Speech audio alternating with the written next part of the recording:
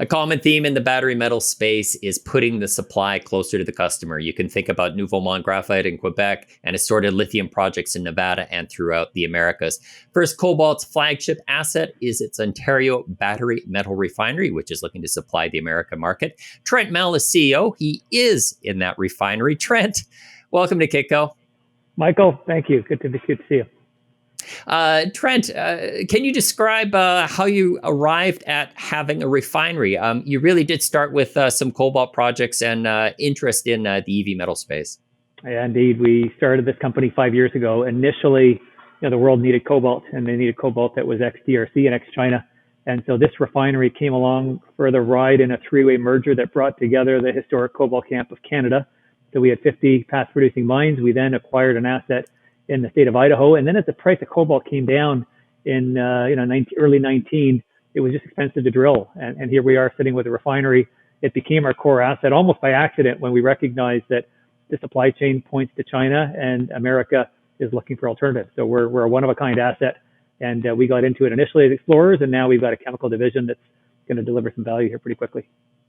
I want to get into the importance of location in a minute, but maybe you can kind of step back and you describe the landscape right now. I know that China dominates. There's also what's happening at Umicore and also Jervois.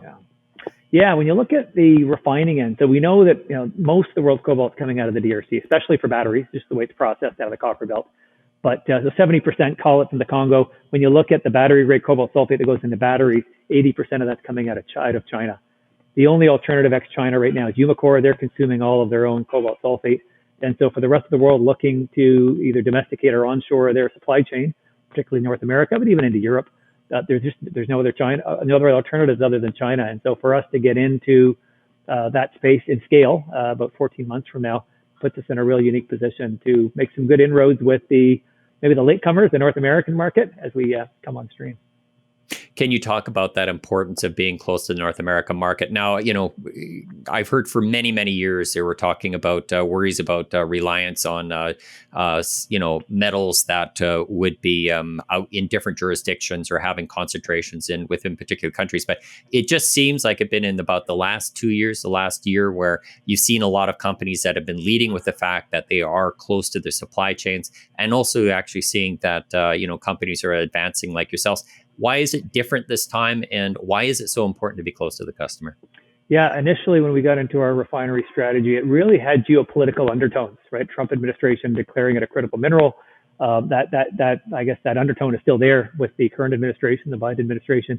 What has changed, you need to look no further than microchips. The automotive supply chain took a real hit with COVID. And it's not just COVID, it's a reminder that a global interconnected world has its shortcomings.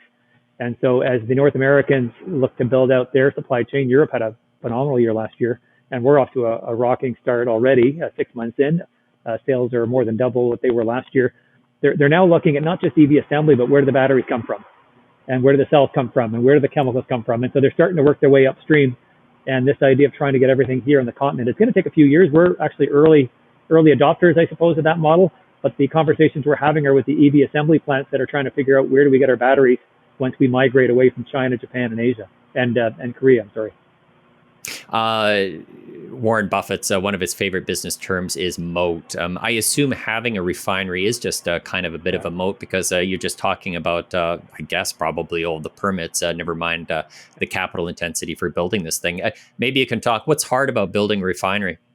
I think you nailed it there, Michael, with the permits. And so we're looking to spend about $60 million US to double what you see here. There'll be a second building of equal or somewhat larger size than you see here. We've got $100 million already invested infrastructure, power lines, roads, the building and equipment that you see. So call it 160, you're getting close to $200 million. But those permits, to try to permit something like this, 5 years, 8 years, hard to say. And so our first mover advantage, the sunk capital, we're going to be producing in 14 months. And to start this from scratch, anywhere else in North America, we've got a multi-year head start. So we're going to start with cobalt. We'll get into recycling, and we're looking at nickel as well to make this a battery materials facility, not just a cobalt one. Over the long term, how do you see, how would you say, protecting yourself from overseas competition, say state-owned conglomerates? Yeah, I think the state-owned, I think we've probably got some built-in protections just because there's a bit of nationalism that's creeping into critical mineral supply chain. But that's not good for shareholders. You want to know that you're competitive. So on a cost basis, we're in the lower half of the cost curve on our OPEX. We'll demonstrate that here pretty quickly. It's a chemical process, right? So the hardest thing once you get through production is we're hydrometallurgy. So it's a fabulous ESG story because the emissions are effectively nil. We're on a hydroelectric grid, but you got to make sure in a hydromet plant that you get your product on spec. It's not a forgiving process, and that'll be the big catalyst that everybody's looking for. Correct me, right, Trent, but the name is first Cobalt. You are going to be processing Cobalt, but you are going to be getting into other battery metals. Yeah, and I've been telegraphing a rebrand here that we're going to have to get into because we're well into a battery recycling study right now. Because what we do is we take material in and we leach it. It's just a question of modifying your extraction circuit to pull out all the valuable payable metals. This plant here behind me once produced nickel and some copper waste product, as well as cobalt, and silver. And so we're starting with cobalt. Why? Because there's a great need ex-China for that. But the black mass, that's the material you get once you crush and shred a lithium-ion battery. It's perfect feed for us. It would involve a little bit more investment on the nickel side. Nickel to get the lithium, to get the graphite. We'll have news from that study in about 4 weeks' time, and we'll start to map out how we go from being cobalt to a battery materials play. We've all heard the headlines. Help us out, Trent. There was always concern with cobalt in terms of substitution. There was nickel that was coming in. You did announce the big deal with Stratton. Where's your cobalt going to be ending up? Yeah, so it's going to come from the DRC, as it does for Umicore in China. Once it's done, we've got Stratton as they're a partner and a bit of a backstop. And so when you think about early production, before we can qualify our production here for inclusion in a battery of, name your auto company, there is a qualification period. So Stratton is going to provide that backstop during ramp up of whether it's, early stuff that maybe is not on spec or qualified. They'll be able to sell it on into other refiners or any excess that we don't place. Candidly, we've had expressions of interest that's 3 times the volume we're going to be producing. A lot of that is metal traders, but what the investors really want to see is that headline contract with a big OEM. And so that's what we're holding out for and expect to have news on that sometime in the next few quarters. I'd like to switch a bit more to the project that you had. Can you talk about resuming drilling at your project?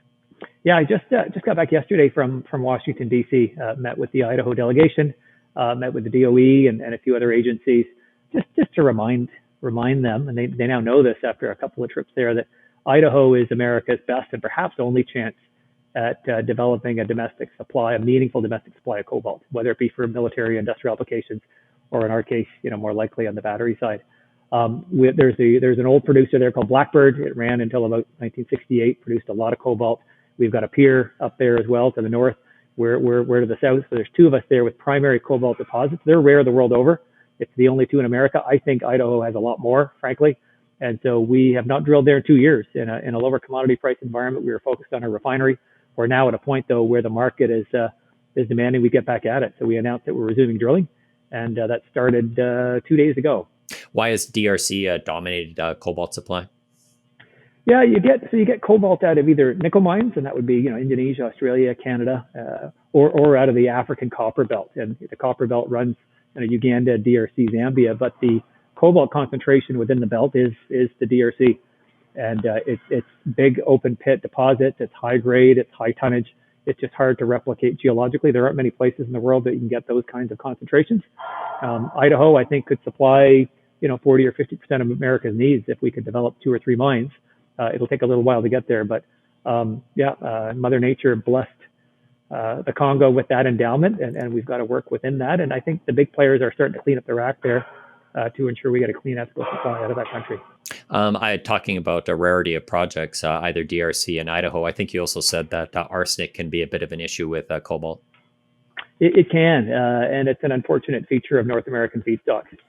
We don't have it in our deposit, fortunately, but if I look at the Blackbird mine and our neighbors up there to the north, Jervois, and if I look at the Canadian deposits that we know of, whether it be the territories or in Ontario, cobalt is associated with arsenic. It's processing, you can get rid of it. That's not really a big issue, but it's permitting that process. The process that you have behind me here, we got an autoclave.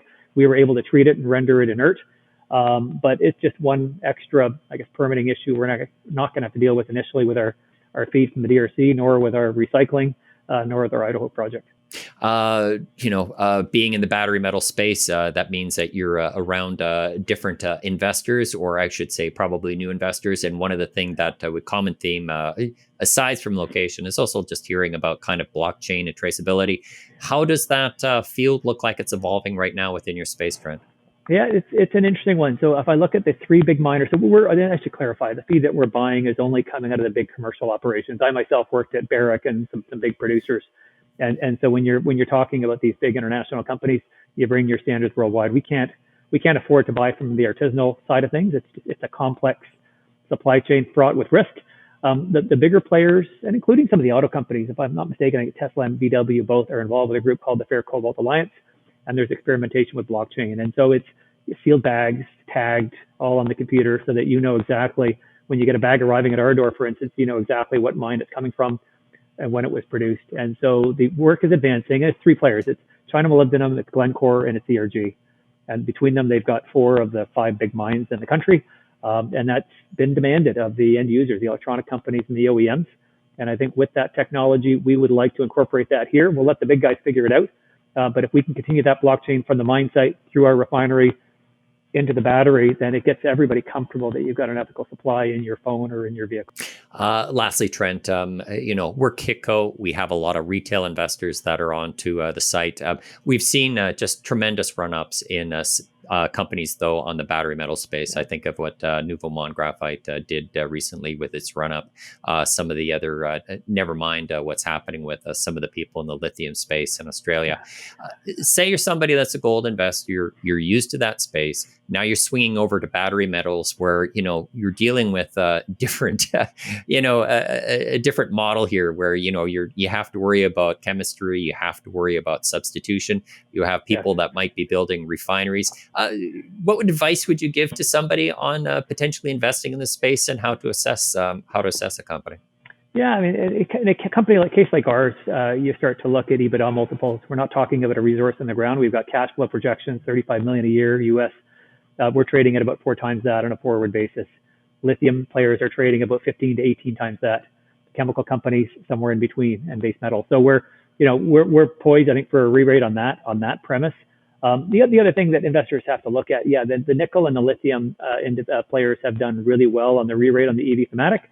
Some of the other less covered metals, including cobalt, haven't done as well. There is an overhang with cobalt.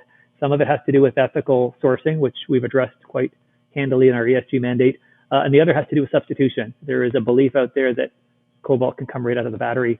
And it's just false. Almost 100%, I'd say, but 99% of batteries sold year to date in North America had cobalt in them. They're NCM and NCA battery chemistries. So we're going to an era of lower cobalt, not zero cobalt, but the penetration of vehicles up 128% year to date is such that the thrifting of cobalt in the battery is more than offset by the number of vehicles hitting the road. Trent, thank you for speaking with Kitco. Thank you, Michael. Real pleasure. He's Trent Mell, CEO of First Cobalt from his Ontario refinery. My name is Michael McRae, and you're watching Kitco Mining.